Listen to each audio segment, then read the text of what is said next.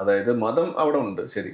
നിങ്ങൾ എങ്ങനെയാണ് ഒരു ബാലരമയിലൊരു കഥ, ബാലമംഗലത്തിലൊരു കഥ നിങ്ങൾ വായിച്ചിട്ട് നിങ്ങൾ അന്ധമായിട്ട് വിശ്വസിക്കാതെ അത് ശരിയോ തെറ്റോ എന്ന് നിങ്ങൾ സ്വയം ആലോചിക്കുന്നത് എന്ന് പറഞ്ഞ മാതിരി കിതാബിലുള്ള, ഇസ്ലാമിക കിതാബിലുള്ള സാധനം നിങ്ങൾ വായിച്ചിട്ട് ഇൻഡിപെൻഡൻ്റ് ആയിട്ട് നിങ്ങൾ ആലോചിക്കുക.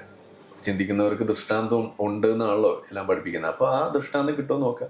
ആ ചിന്ത പടച്ചോൻ എന്ന് പറഞ്ഞ ഒരാളുണ്ടെങ്കിൽ നിങ്ങൾ മതത്തിൽ നിൽക്കും, ഇല്ലാന്നുണ്ടെങ്കിൽ നിങ്ങൾ മതത്തിൽ പോകും. ഇതാണ് എനിക്കന്ന് തോന്നിയത്. കാരണം ഈ മണ്ടത്തരം എന്തായാലും ഒരു ദൈവം എഴുതില്ല. ഇതുപോലുള്ള സ്ത്രീവിരുദ്ധമായ കാര്യങ്ങളൊന്നും എഴുതി വെക്കില്ല. അടിമയെ, രണ്ട് കാര്യമാണ്, ഒന്ന് സ്ത്രീവിരുദ്ധത, ഒന്ന് ഈ അടിമ സമ്പ്രദായത്തെ ഇസ്ലാം പ്രോത്സാഹിപ്പിക്കുന്ന ഒരു രീതി. ഇസ്ലാമിൽ ഇന്നും അടിമത്തമുണ്ട്, ഹലാലാണ്.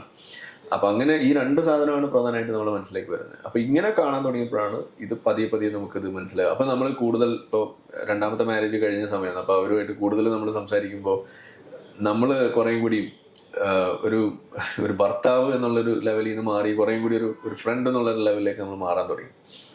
അപ്പം അങ്ങനെ വരാൻ തുടങ്ങുമ്പോഴാണ് നമുക്ക് ആ വ്യത്യാസങ്ങൾ നമുക്ക് നമ്മളുടെ സ്വന്തം ജീവിതത്തിലും ഒരു സമാധാനമായിട്ടൊക്കെ നമുക്ക് കാണുന്ന ഒരു വളരെ വലിയൊരു മാറ്റമാണത്. പക്ഷേ അതോടൊപ്പം പോകുന്നത് മതമായിരുന്നു.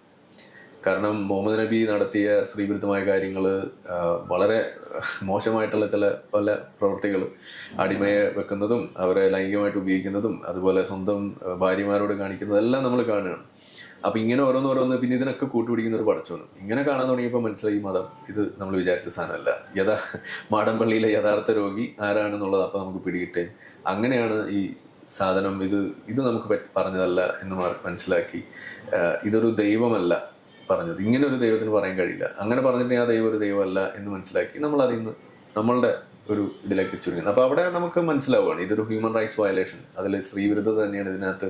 അതുപോലെ ഈ അടിമ വിമോചനവുമായി ബന്ധപ്പെട്ടുള്ള, അടിമത്തെ പ്രോത്സാഹിപ്പിക്കുന്നതുമായി ബന്ധപ്പെട്ടുള്ള സാധനങ്ങളാണ് ഇതിനകത്ത് പ്രധാന ഘടകങ്ങൾ. ഏറ്റവും പുതിയ വാർത്തകളും വിശേഷങ്ങളും വിരൽത്തുമ്പിലറിയാൻ സീ മലയാളം ന്യൂസ് എല്ലാ ഡിജിറ്റൽ പ്ലാറ്റ്ഫോമുകളിലും ലഭ്യം.